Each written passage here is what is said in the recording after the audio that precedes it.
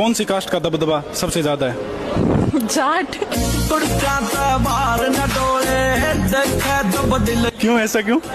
क्योंकि वो सुना है आपने, खेती जैसा धंधा नहीं और जाट जैसा बंदा नहीं।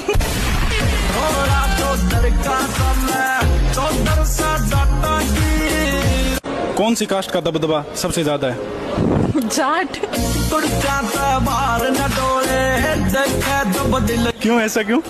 क्योंकि वो सुना है आपने, खेती जैसा धंधा नहीं और जाट जैसा बंदा नहीं।